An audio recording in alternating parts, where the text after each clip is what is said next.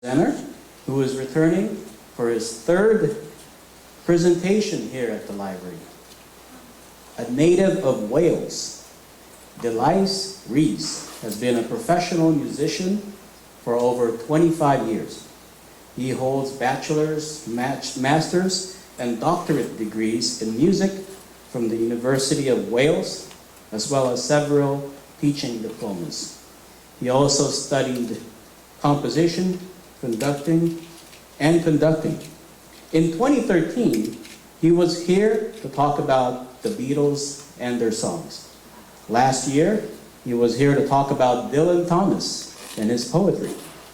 Today, he is here to give his popular lecture on Downton Abbey, the music and the era, which he has presented at a number of libraries, like San Francisco.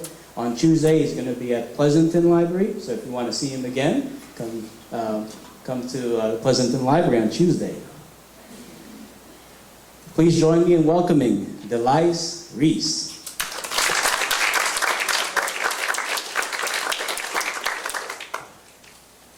Thank you, Paul, for your words, which are always too kind. And it is a sincere pleasure to be back here again, with yet another different topic, which is called that. It's always a pleasure to be here, and the staff, and Paul in particular, make it so easy to make all the arrangements work, and the technology, and the rest of it. So, welcome. And I'd like to start with a little bit of music, which is the opening title music, and also the opening direction of the first scene of the first series ever of Downton Abbey 1.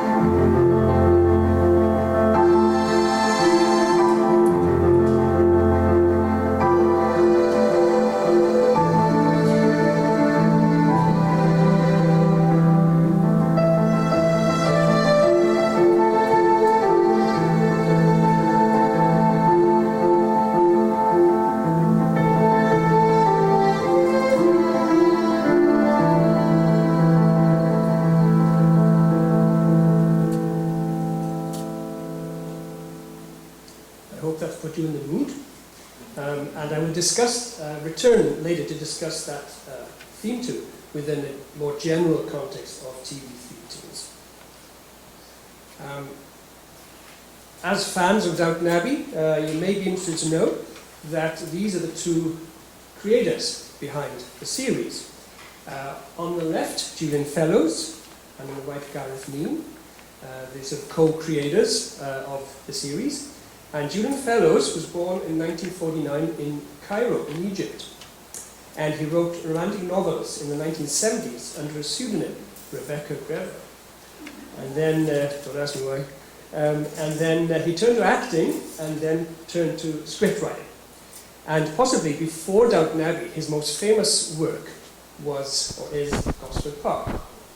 And this is a murder mystery set in the 1932 English country house, so already looking ahead to Downton Abbey.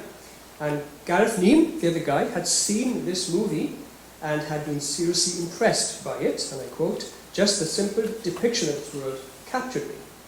And Gareth Neame himself had been working in period drama for over 25 years and was very familiar with historic settings, country houses, and the like.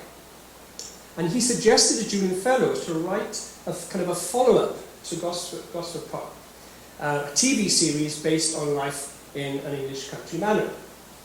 And coincidentally, Julian Fellowes had been reading about American heiresses crossing the Atlantic to England during the 19th century to marry into the English aristocracy. So the ideas for Downton Abbey began to sort of evolve and fuse, and they eventually decided to start Series 1 at the beginning of the 20th century, in the 1900s, when sort of England was teetering on big change. And Downton Abbey itself is a co-production by a London-based company called Carnival Films and WGBH Boston. And Carnival has also created many other period dramas. I have two examples of the theme music of two period dramas by Carnival. Not named. One you should be able to spot because it's quite well known as a TV theme tune, in that it depicts the 1920s or 1930s. But the music does not represent the era. And then conversely, the other is where the music is very typical of the 1920s or the 1930s, but maybe the actual series is a little bit less well known. So maybe you can spot either one or both. So this first one, if I can get it going, come on, baby.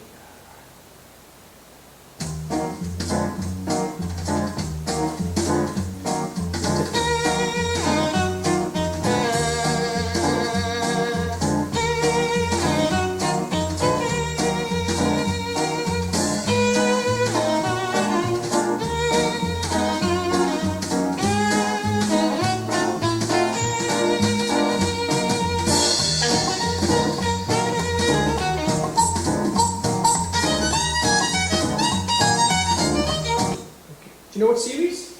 Jeeves and Worcester. Thank you. Right, so that's Jeeves and Worcester, and that music is very typical of the 1920s. Now, this second theme tune is arguably more well known, but is not stylistically representative. Way to go.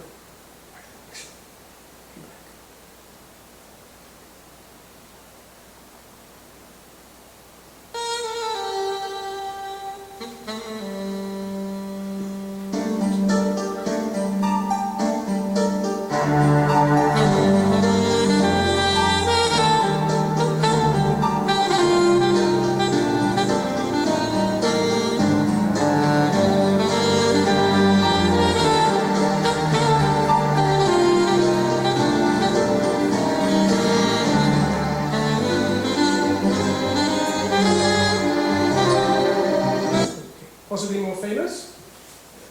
Poirot, thank you. All right. So Poirot is also set in the same era, but the music is not so typical of that time. Downton Abbey takes place in what is generally known as the post-Edwardian era. This is a generic description of the sort of time during and after the reign of this guy, King Edward VII. He had inherited the throne in 1901, following the death of his mother, Queen Victoria, and she had reigned since 1837. And if you look at them side by side, there's somewhat of a contrast. Mother and son were very different. Victoria lived quite austerely. She didn't like to travel. And her son, Edward, was somewhat of a, what should we say, a middle-aged playboy. There had been some early signs of the differences between mother and son. For example, in 1862, the then Prince Edward there, he had bought Sandringham Estate, allegedly to get away from his domineering mother. And as king, Edward VII became something of a trendsetter at this time. He introduced styles that were influenced by continental Europe, for example, and these styles were sort of sycophantically copied by a fashionable elite of high society. And Edward VII's pursuit of leisure activities often took place during the summer months, what the aristocracy called the season. And what happened in the season was these kinds of things. Nobody seemed to have a job.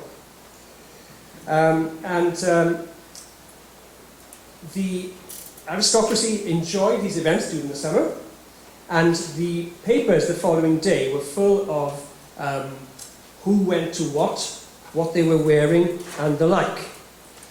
And who they went with, and everything else in between.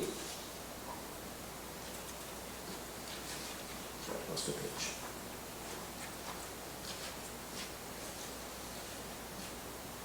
History judges King Bertie, as he was affectionately known, as somewhat of an immature dandy, whose privileged and pampered lifestyle mainly consisted of these kinds of leisure activities and also pursuing his multiple mistresses. Behind his back, the king almost was certainly called Edward the Caresser, and his female companions were known as the first ladies of the bedchamber.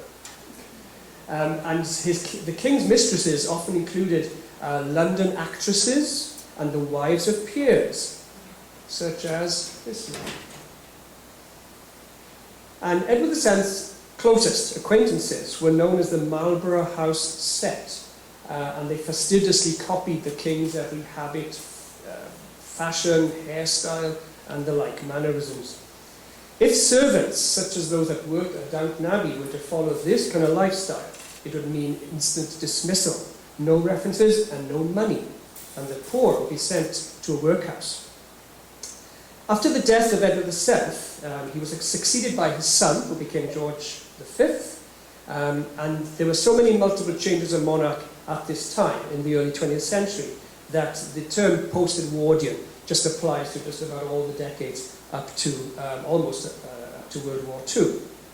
But during this time, the world was changing. Social mobility was on the rise, and the working classes were beginning to question the excesses of the rich and famous. Women in particular, they were demanding a better education, they were demanding jobs, and they were demanding, of course, the right to vote. Men who were still the principal source of income at this time, but the 1834 Poor Law offered financial aid only to women. Men that were unemployed or able-bodied were ineligible.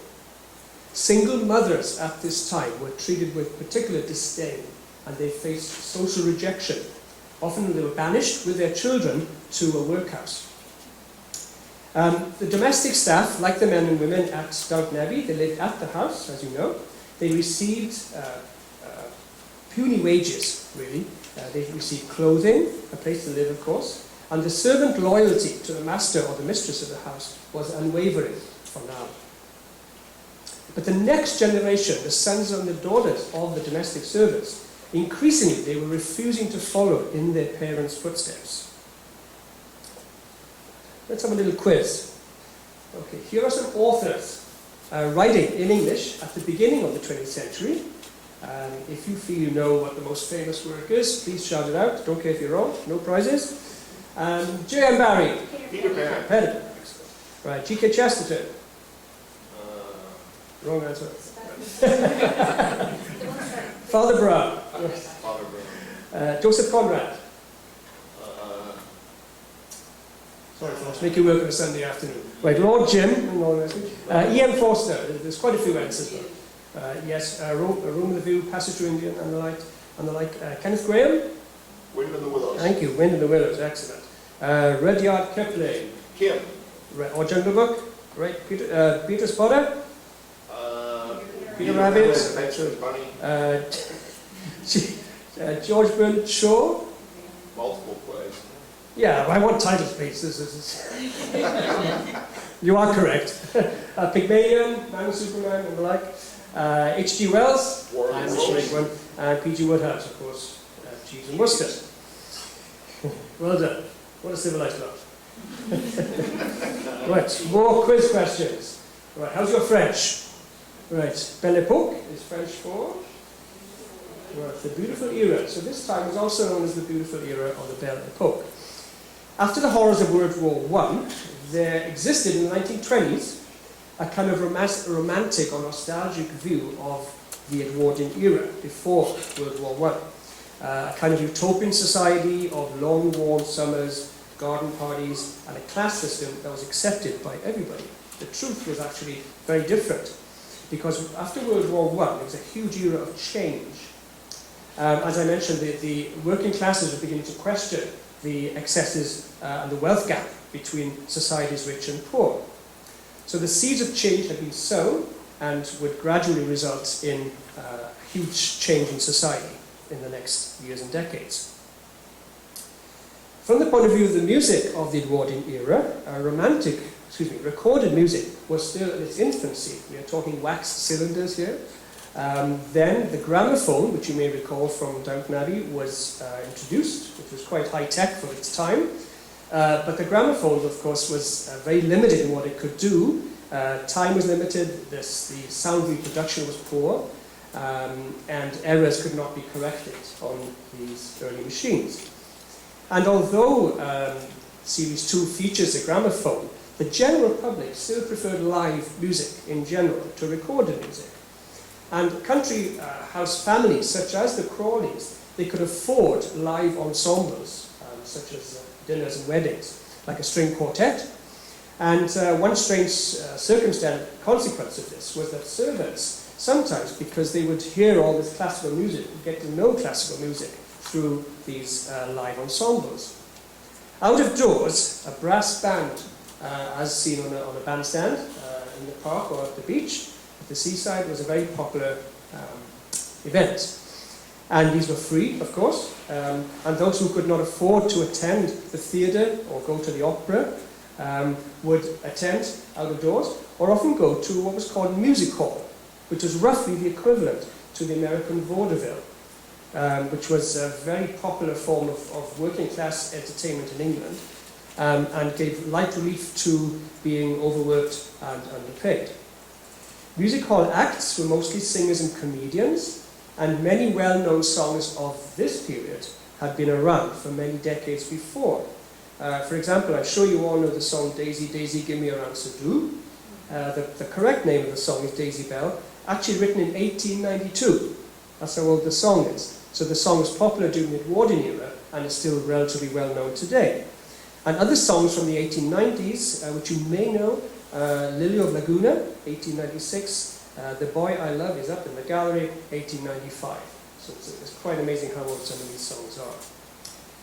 It's quiz time again, folks. I wonder if you can have a guess at some famous songs, some of which are sort of across the Atlantic, not including World War I. I'll mention World War I songs in a minute.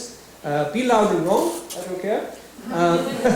My list is not comprehensive by any means, but I have some dates and some songs which you may be curious to know. Right, fire away. Anybody?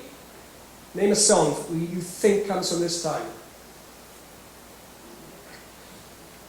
By the Light of the Silvery Moon? Right, 1909.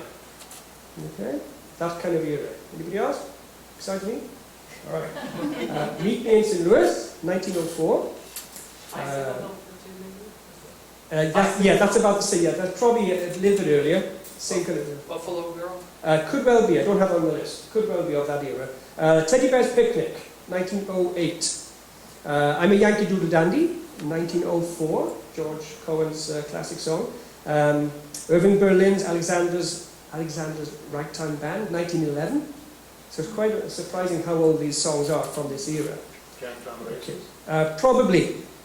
I don't have a comprehensive list, as I said. Right, let's have a listen to a 1911 recording. Right, this is Harry Champion singing Any Old Iron. This is a sort of a London Cockney song, which you may need subtitles for. All right, so just letting you know ahead of time that it's quite fun and typical of music hall, but not easy to follow. Come on, little mouse. Come on, little mouse.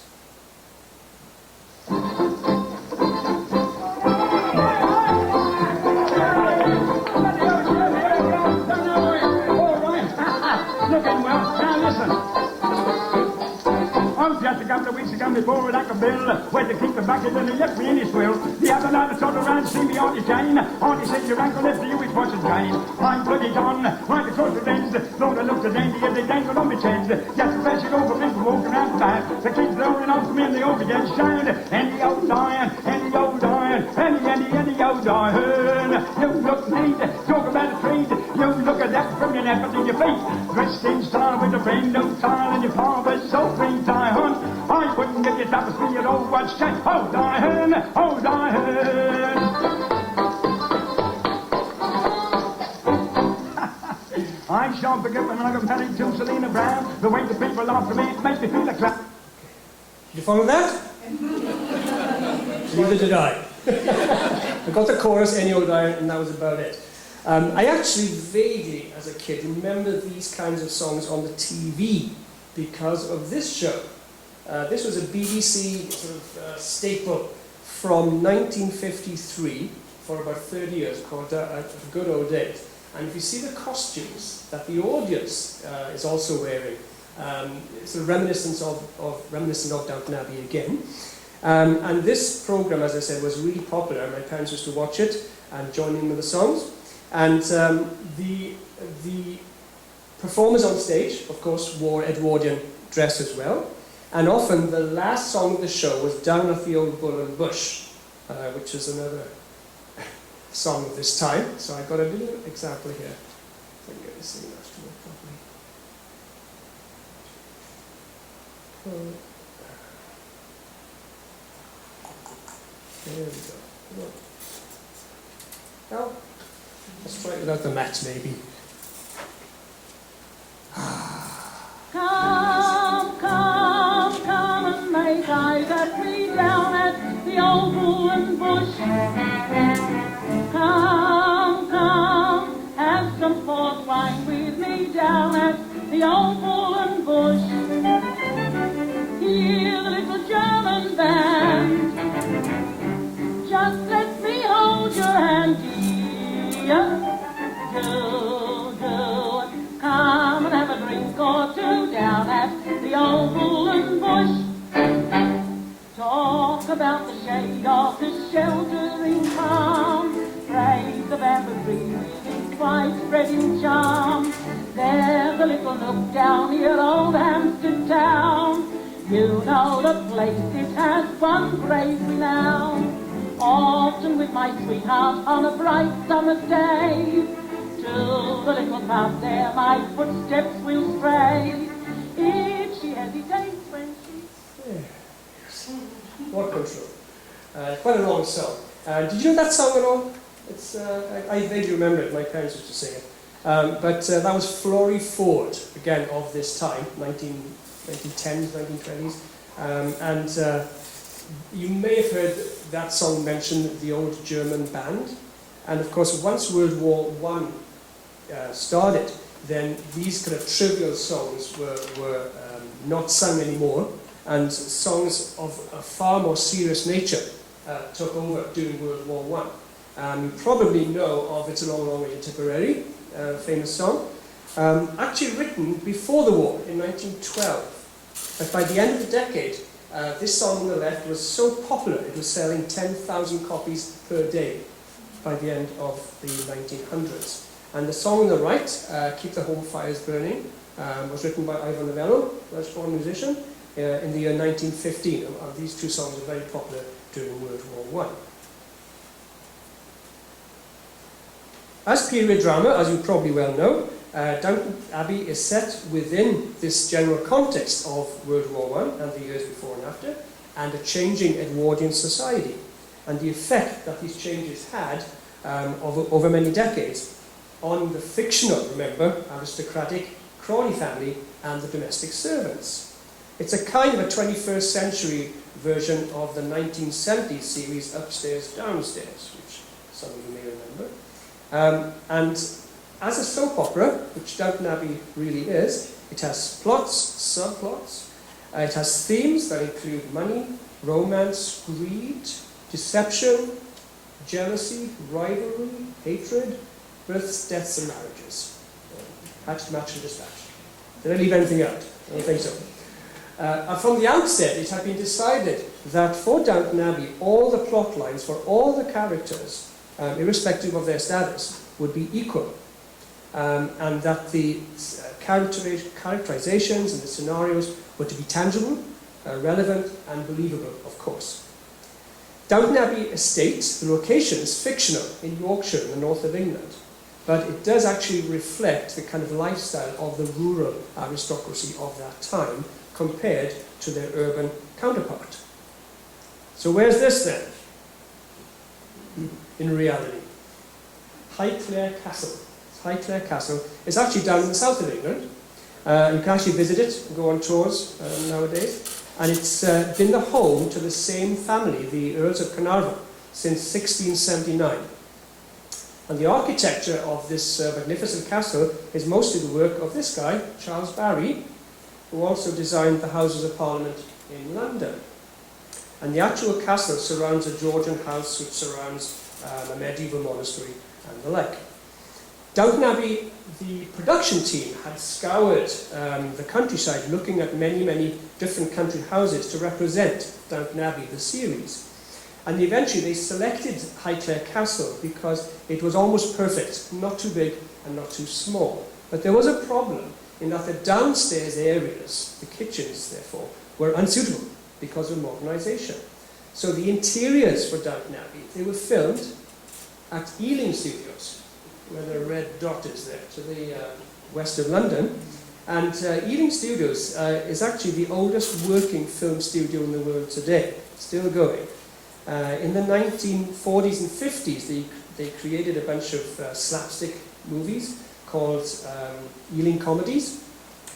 For example, Kind Hearts and Coronets is one example, starring Alec Guinness. And some well-known movies filmed at Ealing are The Lady Killers of 1955 and Notting Hill of 1998. And following sort of standard production within a TV series, the downstairs area, the kitchen, was first designed probably on computers nowadays. Then they built a cardboard model, and all aspects of the production team would comment on the model before they built the full-size thing, of course. And all that took about 5 to 6 weeks from start to end. The props, as you see in Downton Abbey, of course, need to be as authentic and believable as possible. And props for this kind of series were either borrowed, they were made, or often hired from specialist companies. The props, well, the motor cars are not really props because they were the real deal, and they may look quite antique today, but at the beginning of the 20th century, they were cutting-edge technology at that time, and magnificent machines still. And one strange consequence of filming at two areas, which would be Highclere Castle and Ealing Studios, for example, food, if it was filmed on one set, had to magically reappear as the same food at a different location at a different time. Not the same food, of course. The Downton Abbey team also looked for a village to represent Downton Abbey, the village, and they eventually settled on Bampton, in that white square there. And again, they had to choose a village which hadn't changed much over many centuries. Lots of choices in England. And they settled on Bampton because, for example, the church was ideal for the Crawley daughters' weddings, and that church has been there since 1153, so it's relatively not young. Also, there's been Roman settlements discovered at Bampton, so it was ideal for the village. Going back about 5 years, the first series of Downton Abbey was broadcast in September, well, exactly 5 years, 2010, on a channel called ITV, which is roughly the equivalent to a US commercial station, but with less commercials. The BBC still has no advertising, thank goodness. And then PBS, here in the States, took it up for January 2011, that was the first series, as part of the Masterpiece Classic series. And of course, this initial success was followed by many other series. I think Series 5 is just done, and Series 6 is on the horizon, yes? And is Series 6 going to be the last one? Yes. Tissues out? All right. Is that a good thing? Maybe. You know, sometimes they can get stretched a bit thin. You know, so, but we'll see. There's talk about some kind of a sequel or prequel. I mentioned earlier that Downton Abbey creator Julian Fellowes had been reading books about American heiresses. And one book is Edith Wharton's The Buccaneers, an unfinished and incomplete book written in 1937. And the other book that interested Julian Fellowes was To Marry an English Lord. I don't know if you've ever read Edith Wharton. I tried. I found it quite heavy going, but it was kind of interesting. By the way, some accused Julian Fellowes of plagiarism because he was borrowing ideas from Louisa M. Alcott's novel Little Women. There we go. And to put some context on it, in the late 1800s, the English aristocracy needed money to save a disappearing way of life. And some even resorted to advertising. No laughing. Right? No laughing. sad, really. And that is a genuine advertisement, by the way. And coincidentally, as I mentioned, many wealthy American young women, they were nicknamed Buccaneers, and they were looking for eligible high society husbands in England. And these young ladies were also known as dollar princesses. And they were often the daughters of self-made men, wealthy fathers who wanted to secure a financial future for their female offspring. But most of all, they wanted the one thing that money could not buy, which was class. There have been arranged marriages as such around since the beginning of the 19th century, and most of these took place for financial convenience rather than for love. Sometimes the opposite was true, and the arranged marriage did work out. There was one happy marriage between the Duke and Duchess of Roxburgh, for example, and initially Robert and Cora were very happily married at Downton Abbey, but they are fictional, don't forget. Sorry to remind you. There was one real-life dowager who was known as the Double Duchess. She was the Duchess of Abercorn.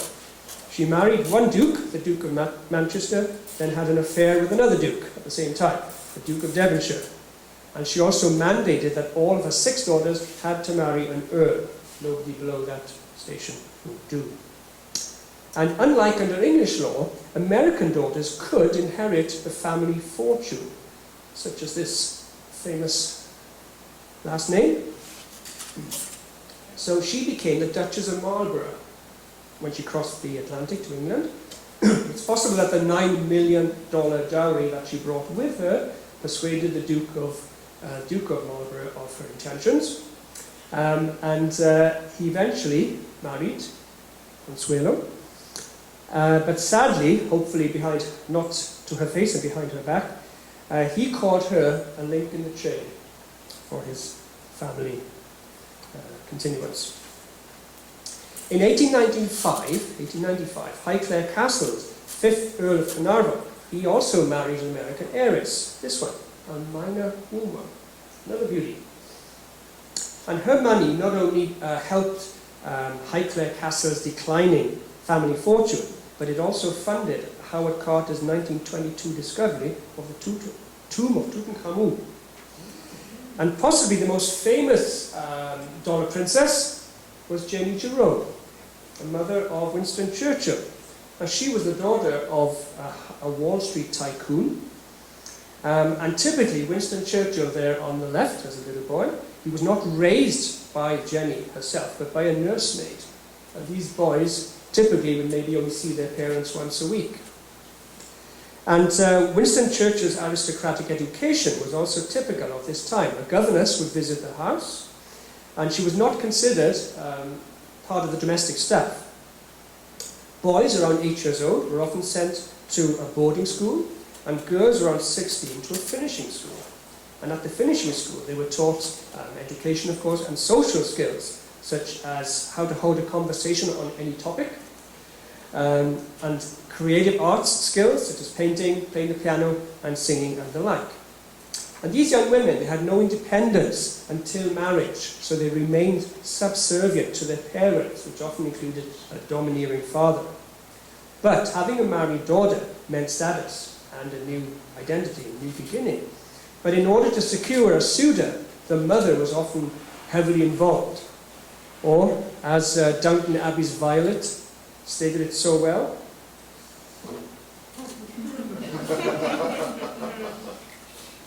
isn't that wonderful? High society, as you've probably seen in Downton Abbey, they had their own weird code of conduct for courting and courtship. A single woman would not be allowed to leave the house, for example, without a chaperone. And the chaperone was often the mother. And she would scrutinize and vet any potential male suitors. No suitor was allowed to call unless first introduced at a different location, such as a social event, a dinner, or a dance. And the suitor would have to leave a little calling card, often with the butler, in anticipation and hope of an invitation to take tea later on. And the next step in the courtship was done mainly through correspondence, not in person, until quite a way into the courtship. So this was the world into which Downton Abbey's Cora married. So she got engaged to Robert at the end of the first series, and of course he needed her money to ensure the future of his estate. And as Lady Grantham, Cora becomes part of the English establishment, but she sees this world very differently, of course, because of her background and her upbringing. And Robert and Cora initially were very happy, but they failed to create. Yes? Sad, isn't it? Does it need explaining? No. Good. All right. Again, referring to the law, there was a law in England at the time, primogeniture. Any lawyers present? Yes, the firstborn of the family, being male, would inherit. It was a very strange law, which thank goodness they scrapped, because the estate was bonded in a trust and could only be passed on to the next generation whole, so it couldn't be broken up. So having a son was exceedingly important. If a girl was born, it was seen as the woman's fault. After all, the mother-in-law had managed to have a boy. If there was no son, then the estate went to the closest male relation, irrespective of the girls, such as Matthew, who was a cousin.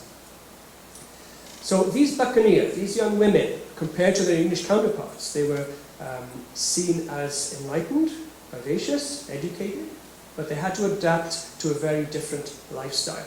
They had to learn new social skills. For example, the American way was to introduce themselves. The English way was to wait for a formal introduction by somebody else. Or as Mary Crawley said to Cora, "You're American, you don't understand these things." Or as Downton Abbey's creator, Julian Fellows, said, "To be truly accepted into society at the turn of the 20th century, you had to be born into it." Now, another quote by the same guy. On the Downton Abbey set, there's a historical advisor who knows everything about the period. It's sometimes a guy called Alistair Bruce. And part of his job is to explain to the two groups of actors, upstairs and downstairs, what life was like at a country house at this time. And put very briefly, upstairs was extreme luxury, and downstairs was abject drudgery. And it kind of reflected the structure of society at the time.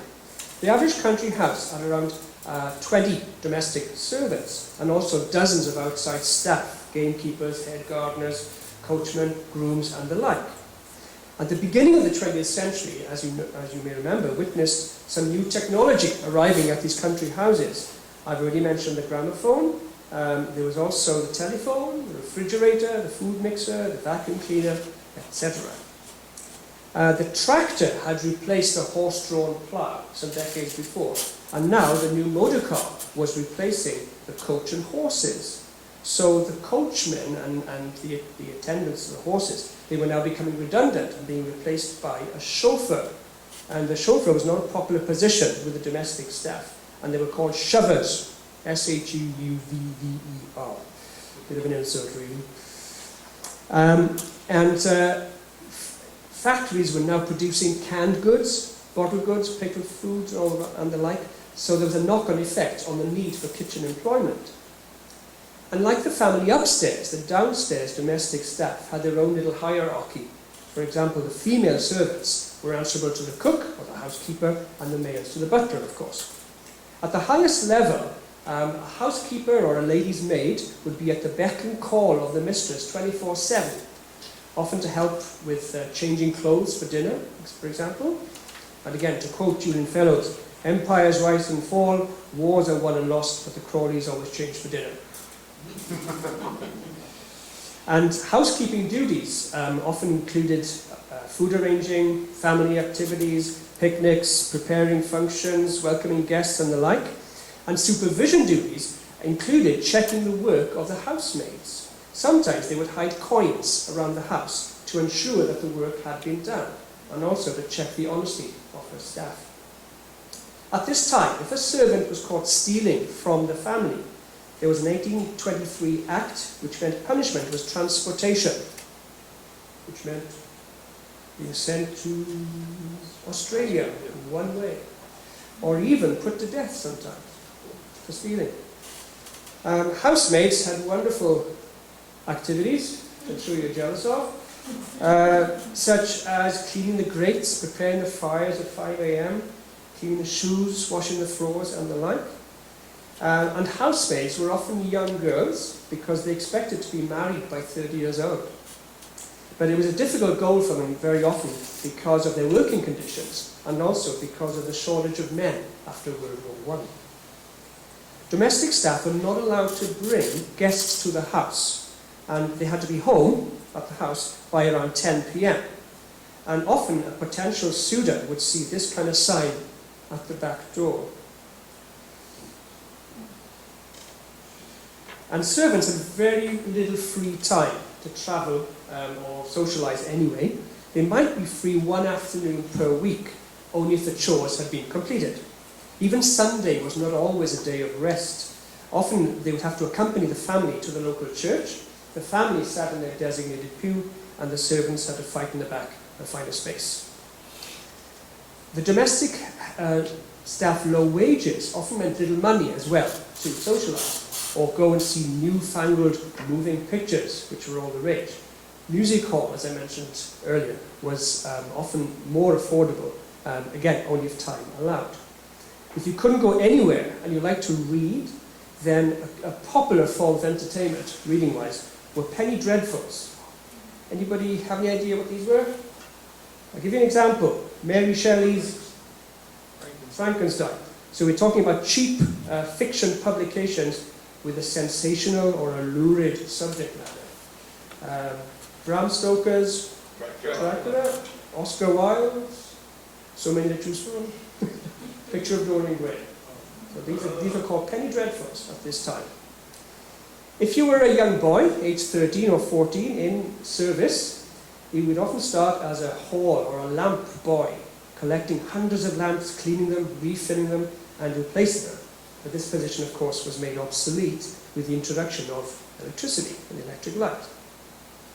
These domestic wages were quite low compared to working on a farm or working down a coal mine. But of course, there were no living expenses at the house.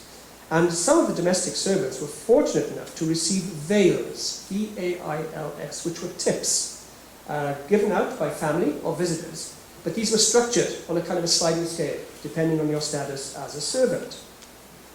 All the domestic staff, as you've seen at Downton Abbey, irrespective of your status, were subject to this wonderful device, invented in 1820, the bell board.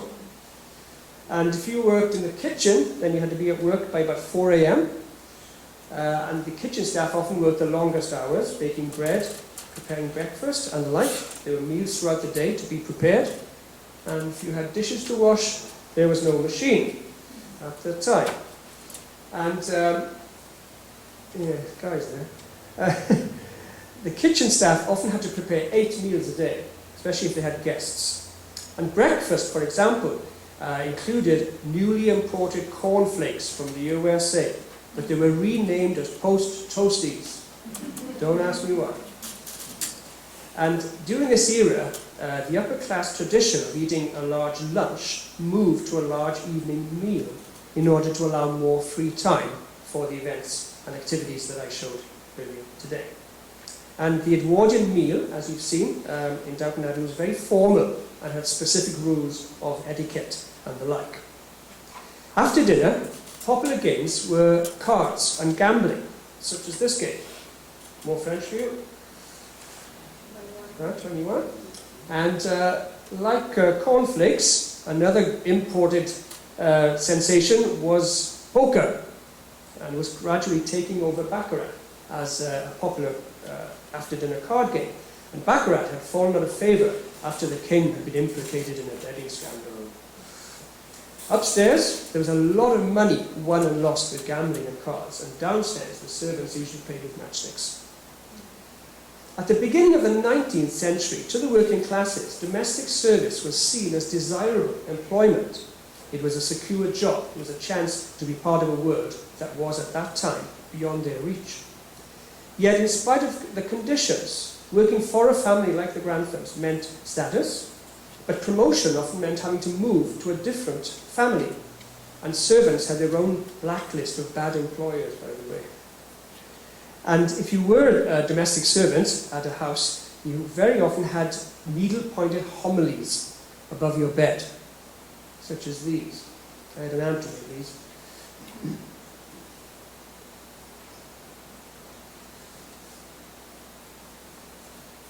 And that's what they live by. I've mentioned World War I already and its effects, and society, as was at that time, was never the same again. This is 1915. And since the end of the 19th century, there had been a slow but steady blurring of social boundaries, and World War I expiated this transition. So For King and Country became a jingle which created great signing up by young men. And you probably are very familiar with this iconic poster of Field Marshal Earl Kitchener, much copied. And men sort of fell over themselves to volunteer for World War I because of a sense of patriotism. It was supposed to be the war that ended all wars, supposed to be. But the average life expectancy, if you were at the front line, was 6 months. Men that could not volunteer at this time felt a sincere shame. There was a Conscription Act of 1916, and it was a legal requirement that every man aged 18 to 41, unless you were medically unfit, a minister of religion, essential to wartime employment, or a conscientious objector, had to sign up. And during World War I, males of every social class fought side by side and died side by side. The conflict killed off hundreds of peers, baronets, knights, and their male descendants, of course, and their manservants. In 1919, following the signing of the Treaty of Versailles, hostilities ended between Germany and the Allied powers, which included the US. But after World War I, a return to the former upstairs-downstairs lifestyle was almost impossible. Because of their war experiences, men, especially those in domestic service, were now more cynical about the value and the meaning of For King and Country. Government propaganda was less trusted, nothing new there, and nationalistic beliefs were becoming less relevant. There was also a diminishing respect for authority figures as a result of World War I, and less unquestioned deference to the upper classes, and the excesses of the rich were no longer tolerated. And domestic service now was increasingly viewed as a subservient profession. During World War I, women had replaced men in their traditional professions, such as working in factories or on the farms, and even suffragettes, such as this lady. Anybody know who she is? Always photographed being arrested. She was the equivalent of Susan B. Anthony. Pankhurst, thank you. She's Emily Pankhurst. Even the suffragettes during World War I suspended their activities in support of the men. But after World War I, the men that did come back were returned to their professions, and the women that had been working the same jobs lost their jobs because they were classified as unskilled. Very unfair. But now, women could drive after World War I, you could smoke in public, and you could vote. And you could also work in what was traditionally male employment areas up until World War I, such as working in a bank, even working in a school. And newspapers called this emerging female workforce as the new women. There was a professional middle class now growing, and the appeal of domestic service continued to diminish. During World War I, country houses had felt obliged to contribute to the war effort, for example, by turning the house into a convalescent home. You may recall that Downton Abbey Library was turned into a recreation room at one point. And Robert, of course, as master of the house, was not very happy, but there was not a lot he could do about it. Wars are expensive, and World War I left the Westminster government with a huge national debt, so taxes had to be raised, which had hit the wealthy more than any other class. And the depression of the 1920s also caused aristocratic investments to suffer in value.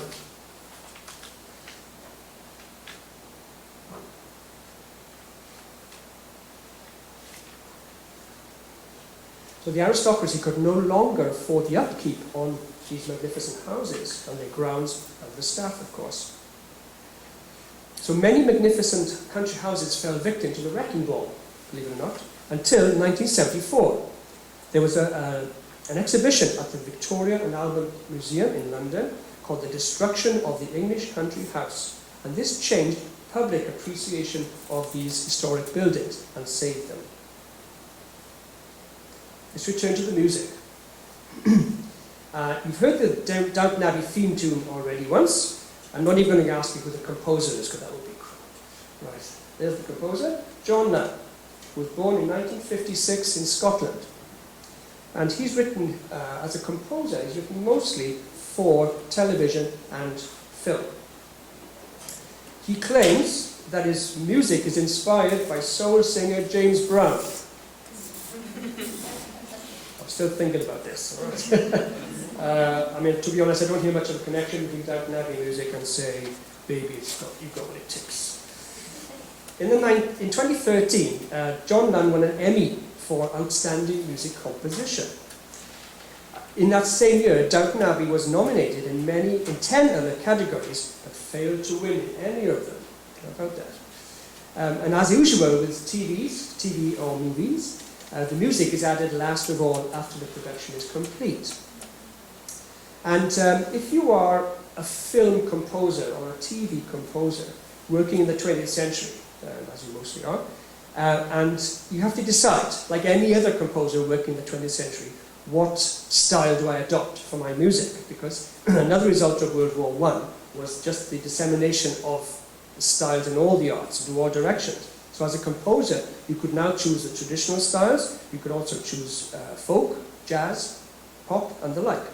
And film music composers, period drama music composers, have additional questions to answer, because composers such as John Lunn, writing for Downton Abbey, the question would be, to what degree do I use the music of the era, of the period? Does my music have to copy the music of the era? Does it have to reflect the period drama? And Downton Abbey's John Lunn had decided not to emulate the music of the Edwardian era, because it was, in his words, unrelentingly happy. However, John Lunn does sort of nod to traditional 19th century practices with this musical idea called a leitmotif. It's a German for today as well. And for example, in Downton Abbey, when you see the house, it's always the same music. And that's called a leitmotif. And he also has music for relationships, such as Anna and Bates, and Matthew and Mary, and so on. And he's not the only composer to use a leitmotif. There was a little guy called Wagner in the 19th century who wrote little ditties called operas, 4 hours long, with hundreds of leitmotifs, all representing different ideas in different places, different people. So the idea is not new. There are some 20th century composers whose style should be fairly easily recognizable. For example, there's a composer called Sibelius of Finland, Elgar of England, and American composer Copeland. And these three composers have a quite unique style. And as fans of Downton Abbey, you will of course recognize the theme tune. But I wonder if you would be able to spot any other examples of John Lunn's music. I will test you shortly. For example, in other words, how recognizable or unique is John Lunn's musical style? Some period drama theme tunes are quite iconic, quite easily recognizable. But let's see how you do with this lot. Right, I'm not going to play them all. Right, the date may give you a clue to the series title. Some of you may be too young. Have a guess anyway, right? Be loud and wrong. There's one red herring. I've just thrown in one example of a TV theme tune, which I think is iconic and always makes me smile. And there's one example by John Lunn himself. So let's see what we do, okay?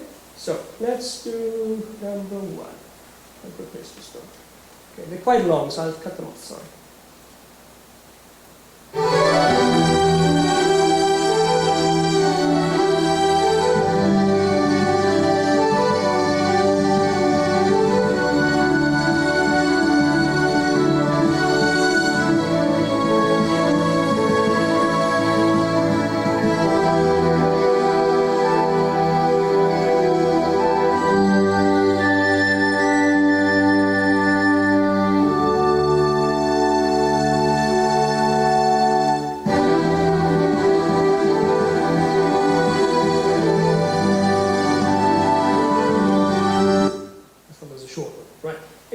what series that was? It's a long time ago, 2008. Very good. But that was Sense and Sensibility. Right. Was that by John Nunn, yes or no? Yes. Try again. No. Right, number 2.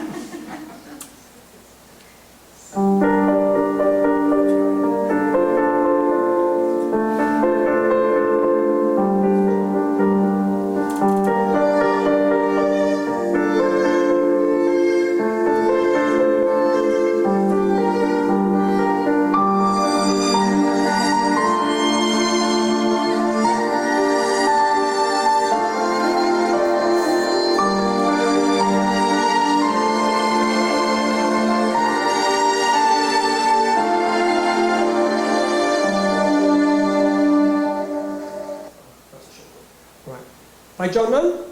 Yeah. Hey, well done. Yes, that was John Nunn's music. Excellent. What was the series? This is it. Little Dorrit. Okay, Little Dorrit. Right, let's do a couple more. Right, number 4, if I can find number 4.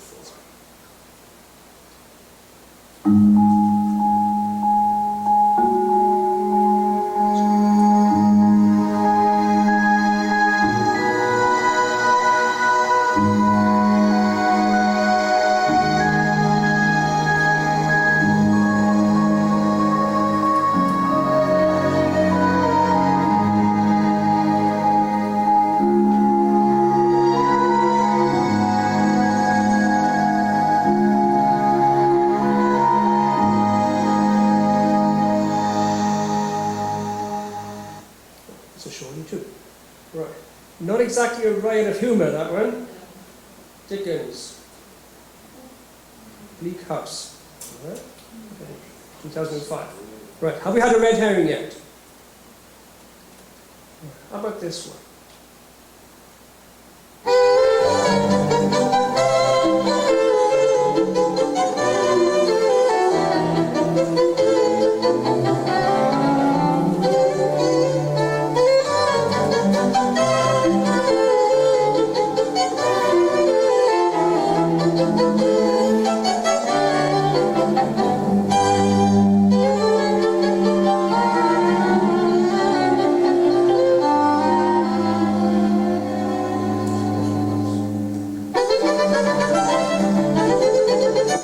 More than you usually get.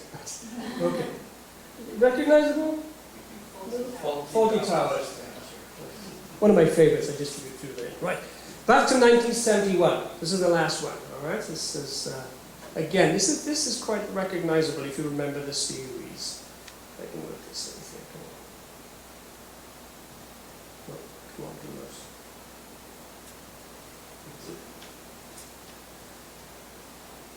Oh, maybe not.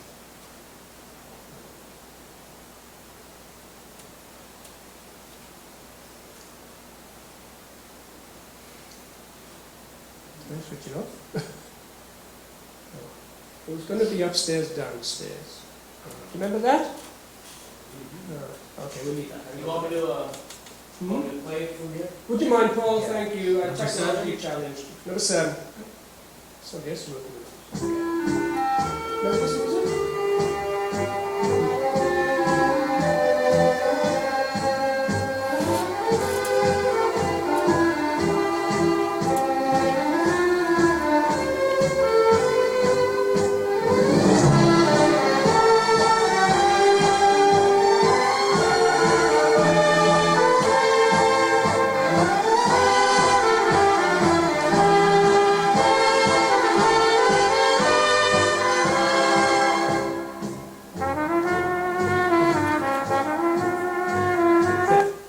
That is somewhat iconic as well, representing the series, if you remember it. Okay, let's have some trivia questions. Okay, expect full answers. Approximately how much does each episode cost to make? I'll take dollars, euros, Greek drachmas. Approximately, have a guess. 2.5 million. In what? What denomination? There's a little bit less. It's about $1.6 million per episode. So, big bucks. Right, according to the series creator, 3 principal cast members had their roles written specially for them as actors. Anybody have a guess?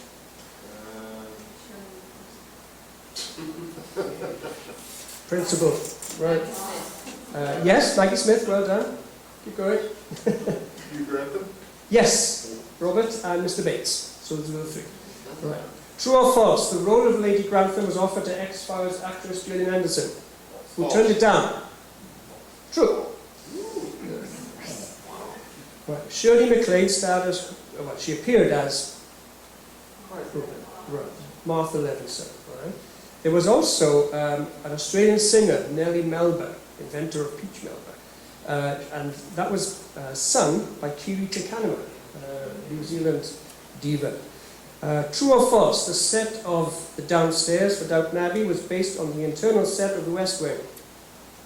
False. Try again. Sorry. Right, true or false then? There's a line of Downton Abbey perfume. One for the guys. False. True. Right.